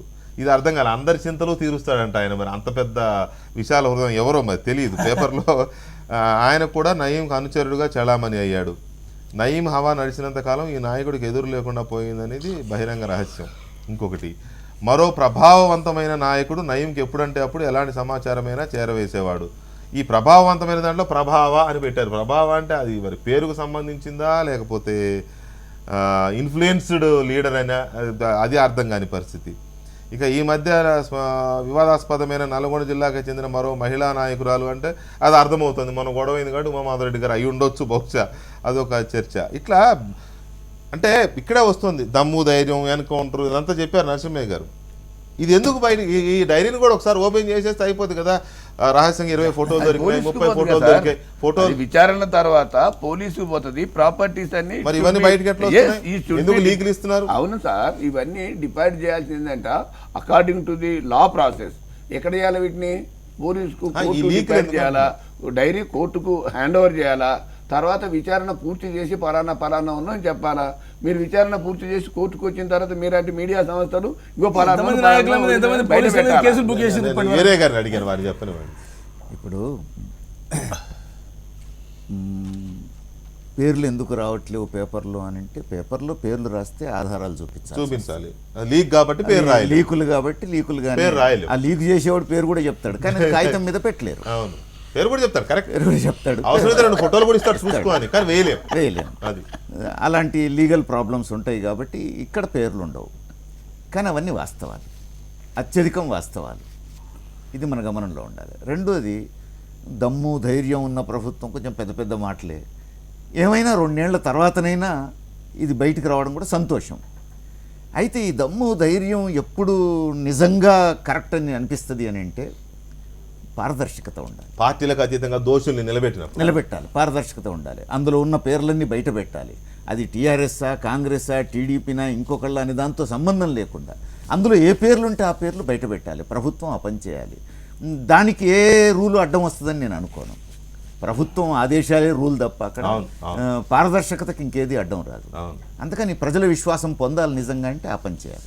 ఇక మూడోది ఏమిటి, ఇప్పుడు వేసినటువంటి సిట్టు నిజంగా దీన్ని మొత్తం బయటికి తీస్తుంది అనేటువంటి విశ్వాసం మాత్రం ఎవరికి లేదు. ఎందుకు లేదు అని అంటే 2 ఏళ్ల తర్వాత ఇప్పుడెందుకు ప్రభుత్వం కదిలింది అనే దాని మీదనే చర్చలు ఉన్నాయి. టీఆర్ఎస్లో అత్యున్నత స్థాయిలో ఉన్నటువంటి నాయకులకే బెదిరింపులు వచ్చినాయని, మంత్రివర్గంలో కీలకమైన మంత్రులకే బెదిరింపులు వచ్చినాయని, అందువల్లనే ఇప్పుడు కదలక తప్పని పరిస్థితులు వచ్చినాయి అనేటువంటిది కూడా ఉంది. అందుకని ఇప్పుడు అనివార్యంగా ప్రభుత్వం కదిలింది తప్ప లేకపోతే కదిలేదా అనేటువంటి ప్రశ్నకు కూడా సమాధానం చెప్పుకోవాలి అంటే కాదు, చిత్తశుద్ధితోనే చేశాము అని చెప్పేసి రుజువు చేసుకోవాలి అని అంటే ఖచ్చితంగా ఇవన్నీ బయటికి తీయగలిగేటువంటి అధికారాలు దమ్ము ఉన్నటువంటి సిట్ను వేయాలి. ఎందుకు ఒక్క నిమిషం, ఇక్కడ ఈ సిట్ మీద విశ్వాసం దీని మీద విశ్వాసం ఎందుకు లేదు అని అంటే డీజీపీల స్థాయిల్లో మంత్రుల స్థాయిల్లో సంబంధం ఉన్నది, ప్రజెంట్ మంత్రుల హస్తం కూడా ఉన్నది అని చెప్పేసి ఆరోపణలు వస్తూ ఉంటే ఐజీ స్థాయి వాడు సర్కిల్ ఇన్స్పెక్టర్లు పోయి విచారణ చేసి బయటికి తీయగలుగుతారు. అందుకని ఇది ఖచ్చితంగా న్యాయమూర్తుల పర్యవేక్షణలో జరగాలి అనేది కీలకమైనటువంటి అంశం. దానికి ఎందుకు సిద్ధపడట్లేదు ప్రభుత్వం అనేది కూడా ఆలోచించాలి. శివరామరెడ్డి గారు ఇదేదో హైదరాబాద్కే పరిమితమయ్యాడు, నయ్యము, నల్గొండ, రంగారెడ్డి, అంటే హైదరాబాద్ అంటే సగం నల్గొండ సగం రంగారెడ్డి కూడా వస్తుంది కాబట్టి ఇంతగా పరిమితమయ్యాడని అనుకోవడానికి లేదు. ఇప్పుడు నిన్న వైజాగ్లో 2 దొరికారు ఇతను అనుచరులు, ఫ్రీక్వెంట్గా వైజాగ్ వెళ్ళేవాడు అంటే అక్కడ కూడా ఏదో 2-3 సెటిల్మెంట్ చేయడం, అక్కడ కొంతమందిని బెదిరించడం, అవి కూడా బయటకు వస్తూ ఉన్నాయి. అలాగే ఛత్తీస్గఢ్లో పోలీస్ అధికారులతోనే సంబంధాలు ఉన్నాయనేది. సో ఈ సామ్రాజ్యం ఇతని సామ్రాజ్యం అనడానికి కూడా అదోలా ఉంది. ఆ పదం వాడు సామ్రాజ్యం అంటే దానికి పెద్ద పవిత్రమైనది సామ్రాజ్యం అనేదాన్ని. ఇతని నేర సామ్రాజ్యం, ఈ నేర సామ్రాజ్యానికి రాష్ట్రానికి అతీతంగా ఏం లేదు. సో దీంట్లో ఆ రాష్ట్ర పోలీసులు కూడా కొంతమంది సహకరించడము, ఈ దర్యాప్తుకి సహకరించడం ఏదో జరగాల్సిన అవసరం ఉంది. సో అక్కడ కూడా ఇతని మూలాలు ఉండడాన్ని మనం ఎలా చూడాలా? ఇప్పుడు ఇక్కడే కాదు 4-5 స్టేట్లలో ఉన్నాయని చెప్పి మొత్తం 5 రాష్ట్రాల్లో ఆయన్ని నేర సామ్రాజ్యం విస్తరించింది అన్నట్లు పేపర్లో చదవడం జరిగింది. అవును, దీని మీద అన్ని స్టేట్లలోన అదే పర్సనల్ ఇంట్రెస్ట్ తీసుకొని వాళ్ళని ఎవరైనా కానీ, నాట్ ఓన్లీ నయీం లాంటి వాళ్ళు చాలామంది ఉండరు. ఈయన ఎన్కౌంటర్ అయినాడు కాబట్టి నయీం అనే ఆయన బయటకు వచ్చాడు. ఇలాంటి నాయకులు అన్ని రాష్ట్రాల్లోన చాలామంది ఉన్నారు. ఇలాంటి డామినేట్ చేసే ప్రతి ఒక్కరి మీద యాక్షన్ తీసుకోవడానికి ఒక టీంనే పెట్టి దాని మీద చర్యలు తీసుకోవాల్సిన అవసరం ఉంది. ప్రత్యేకంగా నయీం గారిది వీళ్ళు చేయలేరు, మన న్యాయ వ్యవస్థ కూడా ఇన్క్లూడ్ కావాలంటే వాళ్ళ ఆధ్వర్యంలో ఈ సిట్ అనే దాన్ని కూడా పెట్టి చేస్తే బాగుంటుంది. ఎవరికి అనుమానాలు రాకోకుండా ప్రభుత్వం ఇప్పుడు మన నరసింహయ్య గారు చెప్తున్నారు ధైర్యంగా ముందుకు పోతున్నా ఉన్నప్పుడు అదే దాంతో ఆ పద్ధతి కూడా దర్యాప్తులు కూడా అదే టెంపో అదే చూయించి దాంట్లో వచ్చింది. ఎప్పుడంటే వాళ్ళు కూడా పబ్లిక్ అనౌన్స్ చేశారు కదా, పూర్తి క్లియర్గా వచ్చిన తర్వాతే వాళ్ళు స్టేట్మెంట్లు ఇస్తారు సహజం జనరల్గా అధికారులు కూడా. కాబట్టి కేవలం అధికారుల మీద నమ్మకం లేదనే ఇది ఆరోపణలు వీళ్ళ మీద వస్తున్నాయి. కాబట్టి న్యాయ వ్యవస్థ కింద వీళ్ళని పనిచేసేటట్లు పెట్టి వాళ్ళని కూడా ఇంక్లూడ్ చేస్తే డెఫినెట్గా క్లారిటీ ఉంటుంది. అప్పుడు ఎవరు తప్పించుకోవడానికి కూడా అవకాశాలు లేవు. ఇప్పుడు ఐపీఎస్లు కానీ వీళ్ళంతా లింకులు ఉండడానికి మెయిన్ కారణం ప్రభుత్వం కూడా డైరెక్ట్గానే ఇండైరెక్ట్గానే ఉంది. ఎందుకంటే ఆ రోజు నక్సల్స్ని టార్గెట్ చేసినప్పుడు ఈయన వాడుకున్నారు కాబట్టి డెఫినెట్గా వాళ్ళతో టచెస్ ఉంటాయి. వాళ్ళు కూడా విశ్వాసంతో వాళ్ళతో వీళ్ళతో టైప్ ఉంటుంది. దాన్ని అడ్డుగా పెట్టుకొని కొంతమంది ఈయనతో కూడా కొన్ని పనులు చేయించుంటారు, వాళ్ళకి కావాల్సిన పనులు కూడా. అలాంటివి ఏమైనా చేసింటే చట్ట విరుద్ధంగా ఈయన వాడుకున్న అధికారులు వేరే ప్రాంతానికి ట్రాన్స్ఫర్ అయినప్పుడు కూడా ఆ రిలేషన్స్ కంటిన్యూ అయి ఉంటాయి. అలాగనే వైజాగ్ దాకా బాకి ఉంటుంది. అదే మరి దినకర్ గారు నిజానికి వ్యాస్ని వీళ్ళు కాల్చి చంపడం నయీం ముఠా అప్పుడున్న పీపుల్స్ వార్ వ్యాస్ గారిని చంపింది బహుశా కోట్ల విజయభాస్కర్ రెడ్డి గారు సీఎంగా ఉన్నప్పుడు. అతను తర్వాత అరెస్ట్ అవ్వడం, జైలుకి వెళ్ళడం, అతన్ని ఒక ఇన్ఫార్మర్గా తయారు చేసుకుని కోవర్ట్ ఆపరేషన్ చేయించుకుని తెలుగుదేశం ప్రభుత్వం హయాంలో మొదలైంది. ఇతన్నే కోవర్ట్గా పెట్టి నక్సల్స్ని మట్టు పెట్టడం, లేదా వాళ్ళ స్థావరాలు తెలుసుకుని ఎన్కౌంటర్లు చేయడం, ఇవన్నీ మొదలయ్యాయి. ఇక ఆ తర్వాత కాంగ్రెస్ హయాంలో ఇతని విశృంఖలత్వానికి ఇక అడ్డు అదుపే లేదు. ఇక గడిచిన 10 సంవత్సరాల్లో అతను చెయ్యని దందా లేదు, అరాచకం లేదు. సో ఈ మొత్తం వ్యవహారం చూస్తే ఆ ప్రాంతం ఈ ప్రాంతం లేకుండా ఈ పోలీస్ ఆఫీసర్లు అక్కడక్కడ ఉన్నారు, ట్రాన్స్ఫర్లు అవుతారు కదా. ఈ సంబంధాలు కంటిన్యూ అయి ఉంటాయి డెఫినెట్గా. అది విశాఖ కేంద్ర విజయవాడలో కూడా బయటపడవచ్చు, ఎల్లుండి గుంటూరులో బయటపడవచ్చు, ఆ తర్వాత అనంతపూర్లో కూడా బయటపడవచ్చు, చెప్పలేము ఎక్కడెక్కడైనా బయట. ఈ దర్యాప్తుకి ఈ ప్రభుత్వాలు సహకరిస్తాయా అనేది పెద్ద క్వశ్చన్ ఇక్కడ. ఆయన అన్నారు కేసీఆర్ గారికి దమ్ముంది అని, ఆయనకు దమ్ముండి సరిపోదు, ఆ ప్రభుత్వాలు కూడా సహకరిస్తేనే అది ముందుకెళ్తుంది. ఇప్పుడు ఒక నిమిషం, విజయవాడ కమిషనర్ గౌతమ్ సవాంగ్ ఆయన కూడా ఏదో ఉన్నాయని మన పేపర్లో చదివితే ఉండొచ్చు ఉండకపోవచ్చు, రకరకాలుగా ఐపీఎస్ వాళ్ళు ఉంటారు. కాబట్టి ఈయన ఏమన్నాడు ఎక్కడెక్కడ పని పడితే సార్ మాకు కొంచెం పని ఉంది చెప్పండి అన్నప్పుడు పలానా అట్లా ఉండొచ్చు, లేదా సెటిల్మెంట్లు కూడా ఉండొచ్చు. ఉండొచ్చు, చెప్పలేదు. అదే మరి. కాదనలేదు. కొంతమంది ఐపీఎస్ లో కూడా సెటిల్మెంట్లు ఉండే అవకాశం ఉందనే చెప్తున్నారు. అది ఐపీఎస్ వాళ్ళే పెంచి పోషించారు, నమ్మకం లేదు అందులో. 100% పెంచి పోషించిన పోలీస్ అధికారులు కూడా ఇలా ఆలోచించుకోవాలి కొంత. అవును. ఐపీఎస్ అధికారులు వ్యాస్ గారిని ఆయన చంపినప్పుడు దగ్గరలో ఉండి నేను అబ్జర్వ్ చేయలేదనే ఇంకో అధికారి అన్న దగ్గర నుంచి ప్రారంభమైంది ఇతనికి చేయూత అందించడం అనేది. తర్వాత సరే పోలీస్ డిపార్ట్మెంట్ వెరీ క్లియర్, అతన్ని వాడుకుంది, వాళ్ళ అవసరం కోసం వాడుకుంది. ఈ వాడుకున్న దానిలో వచ్చినటువంటి పరిచయాలతోటి మీరు ఇందాక అన్నట్లు ఏ అధికారులు, అది కూడా పెద్ద స్థాయిలో ఉన్నటువంటి అధికారులు, ఐపీఎస్ డిఎస్పీ నుంచి ఐపీఎస్ స్థాయిలో ఉండేవాళ్ళు, వీళ్ళందరూ ఏంటి ఒక్కో సందర్భంలో హెడ్ క్వార్టర్లో వర్క్ చేసినా కానీ హైదరాబాద్ చుట్టూతో రకరకాల ప్రాంతాలకు ట్రాన్స్ఫర్ అయినప్పుడు ఆటోమేటిక్గా ఈయన ఆయా ప్రాంతాలకు విస్తరించడానికి తెలియకుండానే ఇతని నేర సామ్రాజ్యం విస్తరించడానికి ఒక అవకాశం ఏర్పడిన మాట వాస్తవం. అయితే ఇది మీరు ఇందాక చెప్పినట్టు 2004 నుంచి ఇప్పటి వరకు మీరు చూసుకుంటే 12 ఏళ్ళు మెయిన్ హైదరాబాదు పరిపాలించినటువంటి విధానం. 2004లో మరి కేసీఆర్ గారి వాళ్ళు తీసుకున్నటువంటి నిర్ణయం ఏదైతే ఉందో, మన వీరయ్య గారు చెప్పినట్టు తన దాకా వస్తే కానీ ఒక అడుగు వేయలేనటువంటి పరిస్థితి వాళ్ళ కలిగింది అనేటటువంటి మాట ఏదైతే ఉందో కరెక్టే. 2004లో ఆ రోజు రాజశేఖర రెడ్డి గారితో పాటు కలిసి ఈయన కూడా ప్రభుత్వంలో ఉన్నటువంటి పరిస్థితి. ఎందుకంటే రామలింగారెడ్డి గారు 2004 ఉదంతాన్ని ఒకదాన్ని ఆయన చెప్పారు, మరి అప్పటి నుంచి పట్టించుకోలేదా? తర్వాత ఎమ్మెల్యే గారు ఈ 12 సంవత్సరాలు మీరు ఆయన డాక్యుమెంట్స్ మొత్తం ఇప్పుడు 7,000 టెరాబైట్స్ ఇన్ఫర్మేషన్ వచ్చింది కదా, ఏ పీరియడ్ నుంచి ఏ పీరియడ్ వరకు జరిగిందని. ఈ 10 సంవత్సరాల్లో అంతకుముందు అధికారంలో కేసీఆర్ గారు కూడా కలిసి వాళ్ళతో నడవడం జరిగింది. ఎస్పెషల్లీ ఈ 2 ఇయర్స్ 2004 రామలింగ్ నేను చెప్తుంది అవకాశం వచ్చింది వీళ్ళకి. ఆ జరిగిన సంఘటన చెప్పినప్పుడు నేను చెప్తున్నాను, ఆ సంఘటన జరిగినప్పుడు చెప్తున్నాను నేను. అక్కడి నుంచి రామలింగారెడ్డి గారు ఏం చెప్పారో అక్కడి నుంచి ఇప్పుడు ఈ 2 ఏళ్ళు పరిపాలన ఎవరు సాగిస్తున్నారో తెలుసు. ఈ 7,000 టెరాబైట్స్ తీస్తే ఈ విస్తృతంగా ఈయన రాజ్యాన్ని విస్తరించినటువంటి పీరియడ్ ఏదో కూడా బయటకు వస్తుంది. వీరయ్య గారు చెప్పినట్టు పారదర్శకంగా జరిగితే గానీ అది వాస్తవాలు బయటికి రావు. ఉమేష్ గారు చెప్పినట్టు పార్టీలు కాదండి, వ్యక్తులకి సంబంధించినటువంటి సంబంధాలు ఇట్లాంటి వాళ్ళతో ఉంటాయి. ఇది పార్టీలకి ఏ పార్టీకి ఆపాదించి మనం మాట్లాడటం కూడా కరెక్ట్ కాదు. అది అయితే వాళ్ళ రాజకీయ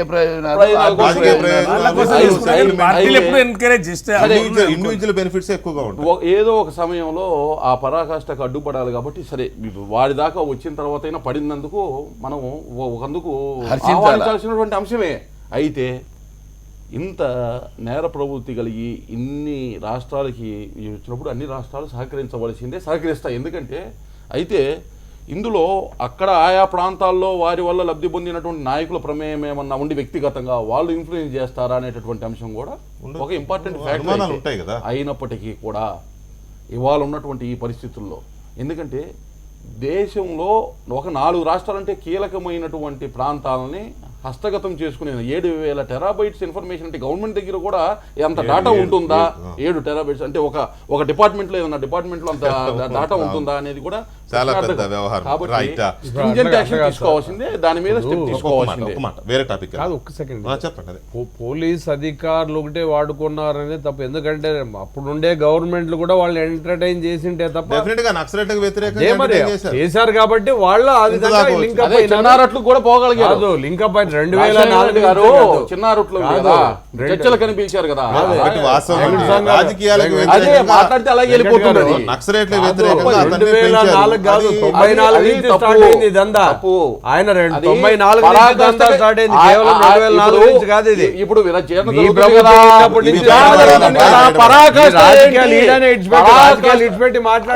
మీరు మాట్లాడుతున్నారు మాట్లాడాల్సి వస్తుంది.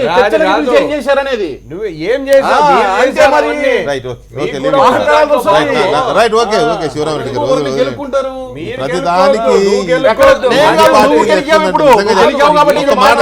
ఎందుకంటే మీరు అధికారంలో లేదు కదా, కాంగ్రెస్ పార్టీ కదా ఉన్నప్పుడు మీరు ఎందుకు? అట్లా కాదు, కాంగ్రెస్ ముఖ్యమంత్రి అండి, ప్రోత్సహించిందంటే తప్పు. రాజశేఖర రెడ్డి ప్రభుత్వాలు అక్కడ. నేను అందుకనే చంద్రబాబు నాయుడు రాజశేఖర పేర్లు ఎత్తలే, కాంగ్రెస్ ప్రభుత్వము తెలుగుదేశం ప్రభుత్వం అన్నాను. నేను ఎత్తలేదండి. వ్యక్తులుగా కాదు అక్కడ. దయచేసి వదిలేండి. ఇటువంటి క్రిమినల్ ముఖ్యమంత్రులు వచ్చి ఫైర్ చేయరండి. డాటా బయటకు వస్తే వస్తది కదా. కాంగ్రెస్ హయాంలో డాక్యుమెంట్లన్నీ వస్తాయి. చంద్రబాబు పెట్టినటువంటి శివరాత్రులు అది వాళ్ళ ఐపీఎస్ విషయం అధికారులు అయింది. వాళ్ళ ఆ లైన్తో లాలుచి పడ్డారండి. ముఖ్యమంత్రులు పోయి ఫైర్ చేసి చంపేశారు. చంపరు కదా. అది అంశం కాదు కదా. ముఖ్యమంత్రులు కూడా తప్పుదో పట్టించే ఇది ఉంటుంది వీళ్ళకి. ఎంకరేజ్ చేసిన మాట తప్పది. అది పోలీస్ అధికారులు ఆయన ఇన్ఫార్మర్ గా వాడుకొని ఆ రకంగా దాన్ని ఉపయోగించుకొని అంతే, ఈయన advantage అంతే. తీసుకున్నాడు. చెప్పాల్సి వస్తుంది. మొదలైంది నక్సలైట్లను చంపాలనండి అది సమస్య. కదా. చర్చలకు పిలిచి ఎంతగా వేటాడి చంపారో కూడా మా కళ్ళ ముందు చూసాం మేము. నక్సలైట్లను చర్చలకు పిలిచి ఎంతెంత వెంటబడి తరిమి కాల్చి చంపారో కూడా చూసా. పిలవక ముందు చంపలేదా అంటే పిలవక ముందు చంపారు, పిలిచి చంపడం నమ్మించడం కదండి. నమ్మించడం శివరామరెడ్డి గారు నమ్మించడం వాడుకున్నారు చర్చలకు పిలిచి చంపడం నమ్మించి చంపడం కదా. దయచేసి మనం ఎక్కడ దేనికో లింక్ పెట్టుకోకూడదు. ఎవరైనా ఇక్కడ రాజకీయాలు వద్దు. దయచేసి leave it. చర్చలకు పిలిచి చంపడం అంటే నమ్మించి చంపడం కదా. కాదు, చర్చలకు అవకాశం ఇచ్చారు. అదే నమ్మించి రమ్మని అవకాశం ఇచ్చి వాళ్ళు సరైన కాకున్నప్పుడు మామూలుగా అదే రమ్మని చంపడం. ప్రజాస్వామ్యం అడవిలో ఉంటే దొరకట్లేదు, మీరు బయటికి రండి చంపడం. Right, okay. ప్రజాస్వామ్యాన్ని పిలిచి చంపడమా? పిలిచి చంపడమా ప్రజాస్వామ్యం? పిలిచి అప్పుడు చంపలేదే. అదే అది అయిన వెంటనే నీకు మామూలు డిస్కషన్ జరిగినాయి ప్రజాస్వామ్యంలో. ఆ పేరుతో వాళ్ళు బయటకు వస్తే మొత్తం ఆనుపాలని తెలుసుకొని ఇటువంటి వాళ్ళని ఎగదోసి నయం లాంటి వాళ్ళని జనజీవన్ సవంతిలో కలిసిమండి అని పిలిపించారు. దాంట్లో రాగే వాళ్ళకి ఒక సంవత్సరం వరకు రాజశేఖర రెడ్డి ఒకడే జనజీవన సంవత్సరాలలో మనకి ఇచ్చాడు పిలుపు. ఎవరు ఇవ్వాలా? రైట్, నరసింహ గారు అవుతారు. వదిలేయండి కదా, వదిలేయండి. అవుతారు ఎవరన్నా? వదిలేయండి. శివరాజ్ గారు వదిలేయండి. వేరే టాపిక్ ఉంది చూడు ఒకటి. ఏంటది 93 అందరి నివాది మీరు చూసుకోండి. అది మా తర్వాత సందర్భం వచ్చినప్పుడు పెడదాం. మరి ఇది పెంచిన 358% పెంచినారు. మీరు చెప్పిన టాపిక్ నేను తీసుకోవాలని నాకు అనేం లేదు. అంటే మీరు చెప్పండి, మీరు అదే చెప్పండి. గొల్లలు 4 రెట్లు పెంచారు. 150కి 600 కోట్లు. అందరి నివాది ఆల్రెడీ ఇంత ముందు వచ్చింది. సీఎం రమేష్ కోసం చేస్తున్నారని చర్చ జరిగింది. ఆల్రెడీ చేసాం. ఇప్పుడు మీరు ఆరోపణ చేసినప్పుడల్లా మాట్లాడాలి. పేపర్ ఖాళీ ఉన్నప్పుడు ప్రింట్ అదే కదా మీ చేసుకుంటారు. ఆరోపణ. అందరి నివాని సీఎం రమేష్ కోసం పెంచుతున్నారని ఆరోపణ ఇంత ముందు రాశారు. సాక్షులనే రాశారు. ఆగండి సార్. పేపర్ ఖాళీ ఉన్నప్పుడు ప్రింట్ చేసుకుంటారు. మీ ఇద్దరిని ఒకేసారి పిలవను ఇంకెప్పుడు. రమేష్ మీ ఇద్దరిని కలిపి పిలవను నేను. నేను అడగలేదండి మిమ్మల్ని. ఇంత అసహనం అయిపోతే ఎలా అండి? ఒకరి మీద ఒకరికి. ఈ న్యూస్ చెప్పండి, నేను అడగలేదు. అందరి నివాకు సంబంధించి సీఎం రమేష్ కోసం పెంచారు అని ఇంతకు ముందే సాక్షిలో రాశారు. అయ్యా ఆ రోజు నేను చర్చ పెట్టాను. ఒక్క సెకండ్ వినండి. అంటే మీరు ఇంటి పెట్టండి, లేకుండా మాకు జరిగే నష్టం ఏం లేదు. కానీ ఇది కాదు, అది ఇది ఇంకొక వేరే నెక్స్ట్ ఇది. దాని తర్వాత అది పెడతాను, ఇంకో రోజు అదే మరి అది చెప్తున్నా కానీ అసలు మొత్తం ప్రాజెక్ట్ ఏదైతే ఎంత పెరిగింది మొత్తం పెడదాం ఒకసారి. నరసింహ గారు, ఈ కోదండరామ్ గారి ఫోన్ ట్యాపింగ్ ఇష్యూ అది రోజు రోజుకి పెరుగుతోంది. నిన్న వచ్చింది, మళ్ళీ ఇవాళ వచ్చింది. నా ఫోన్ ట్యాపింగ్ చేశారు, ఆధారాలు ఉన్నాయని ఆయన అంటున్నారు. చేయాల్సిన అవసరం ఏముంది? నాదంతా ట్రాన్స్పరెంట్, ఏది మాట్లాడతామో అదే చేస్తాం. ఫోన్లో రహస్యాలు మాట్లాడుకోవడానికి ఏమీ లేదు. ఇంత అభద్రత ఎందుకు ప్రభుత్వాలు అనేది జేఏసీ వైపు నుంచి వస్తున్న మాట. నిజంగా అలాంటిది సరే, నేను జరుగుతుందా? మనం దాదాపుగా మేధావులకు సంబంధించి ఆలోచన కలిగిన వాళ్ళం, మేధావులం కాకపోయినా నాలంటోడు. నేను ఒకటే అడుగుతున్నాను, కోదండరామ్ గారు ఒక ఆచార్యులు, ఒక యూనివర్సిటీలో మేధావుల్ని తయారు చేసినటువంటి మేధావిగా నేను అడిగేది ఒకటే ఒక క్వశ్చన్. మీ ఫోన్ ట్యాపింగ్ అంటే ఏముంది? మీ రహస్యాలు ఏమున్నాయి? ట్యాపింగ్ చేయాల్సిన అవసరం టీఆర్ఎస్ పార్టీకి కానీ ప్రభుత్వానికి కానీ ఏముంది? అందుకోసమని ఎందుకు వస్తుంది మరి? నేను అనదలుచుకుంది ఒకటే. ఇప్పుడు వారికి ఏ రకమైనటువంటి ఆలోచన రాజకీయంగా ఉందో లేకపోతే జేఏసీకి ఉందో నాకు తెలియదు. అది వారినే అడగాల. రెండోది ఏంటంటే టీఆర్ఎస్ పార్టీ ప్రభుత్వము ఫోన్ ట్యాపింగ్ చేస్తే మీకు తెలుసు కదా, ఇది ఒక రాష్ట్ర ప్రభుత్వానికి సంబంధించింది కదా. ట్యాపింగ్ ఇష్యూ అనేది మొత్తం నేషన్కి సంబంధించినటువంటి ఇష్యూ. ఈ పోనీ మరి అందరూ ఏ మేధావి కూడా చెప్తాడు కదా, ఒక ఏదో కేసీఆర్ గారు డైరెక్షన్ ఇస్తే ఈయన ఇప్పుడు కోదండరామ్ దగ్గర ఉన్నటువంటి వివరాలన్నీ తెప్పించుకోవాల్సినంత అసమర్థత మా కేసీఆర్ గారి ప్రభుత్వానికి ఉందని నేను అనుకోను. వారు ఒక మేధావిగా ఈ రకమైనటువంటి చర్చలకు పోకుండా వాస్తవంగా పలానా అంశాలలో మేము మాట్లాడుతుంటే కేసీఆర్ గారి ప్రభుత్వం మాకు వ్యతిరేకంగా ఉంది అని చెప్పండి. మీరు కలిసి పనిచేసినారు ఉద్యమంలో, కేసీతో వచ్చినారు. కోదండరామ్ గారు ప్రభుత్వం మీద బురద జల్లుతున్నారా, లేక నిజంగానే నిఘా పెట్టాడు? ఆయన నిఘా అనే పదం కూడా వాడారు. మా మీద ఎందుకు నిఘా అనే పదం వాడారు? ఫోన్ ట్యాపింగ్ అనే పదం వాడుతున్నారు. ప్రభుత్వానికి అభద్రత ఉందని జేఏసీ నాయకులు మాట్లాడుతున్నారు. సో నిజంగా అలాంటి ప్రభుత్వం ఫోన్ ట్యాప్ చేసేంత పరిస్థితి ఉంటుందా? ఒక మాట చెప్పినాక వీరయ్య గారికి నేనేమంటున్నానంటే, పార్టీకి ప్రభుత్వానికి అభద్రత లేదనేది జగమెరిగిన సత్యం. ఇతల ఎమ్మెల్యేలు ఉన్నారు, మా ముఖ్యమంత్రిని మార్చి ఇంకో ముఖ్యమంత్రి వస్తాడనేది అసలు లేనటువంటిది. మాకు అభద్రత అయితే లేదు, ఒక మాట క్లారిటీ. రెండోది ఏంటంటే వారు వీరయ్య గారు చెప్పాలి, ఇప్పుడు ఒక మేధావిగా, ఆలోచన పరుడుగా, ఒక అన్ని రకాలుగా వాస్తవాలు వారి ట్యాగ్లైన్స్ ఎందుకు? నేను అనేది ఏమంటే ఈ రోజు ఉన్నటువంటి పరిస్థితులలో కోదండరామ్ గారు ఆ రకమైన ఆరోపణలు కాకుండా ఫ్యాక్ట్ తోటి చెప్పండి, ఏం తప్పేముంది? వేరే గారు ఛాన్స్ ఉంటుందా ట్యాపింగ్? ఇప్పుడు ఆయన ఓపెన్గా 2 సార్లు మాట్లాడాడు. ఒక్కటి మనం ఆలోచన, కోదండరామ్ గారు ఒక్క విమర్శ చేస్తే 10 మంది మంత్రులు పడ్డారు. అవును. అంటే అభద్రతాభావం ఎక్కడో ఏదో ఒక మేరకు పనిచేయకపోతే ఇలాంటి పరిణామాలు ఉంటాయా అనే సందేహానికి మాత్రం అవకాశం ఉంది. లేకపోతే ఓ విమర్శ చేశాడు, ఒకళ్ళు విమర్శ చేసి వదిలేసి ఉండొచ్చు, అట్లా జరగలేదు. ఈ రెండోది ఏంటంటే ఉద్యమంలో కేసీఆర్ గారితో పాటు ఉండి జేఏసీకి నాయకత్వం వహించి నడిపినటువంటి ఒక కీలకమైన స్థానంలో ఉన్న వ్యక్తి ఈరోజు అదే ప్రభుత్వానికి వ్యతిరేకంగా మాట్లాడడం అనేటువంటిది కూడా ప్రభుత్వానికి కొంచెం ఆందోళన కలిగించి ఉండొచ్చు. అయితే దాన్ని ప్రజాస్వామ్యయుతంగా ఎదుర్కోవాలి తప్ప ఇది నిజమైతే మాత్రం ఇది నిజమయ్యే అవకాశాలు ఉన్నాయా? ఎందుకంటే ఆయన ఇప్పుడు ఆధారాలు ఉన్నాయని మాట్లాడుతున్నారు. వారం క్రితం మాట్లాడారు, మళ్ళీ నిన్న మాట్లాడారు.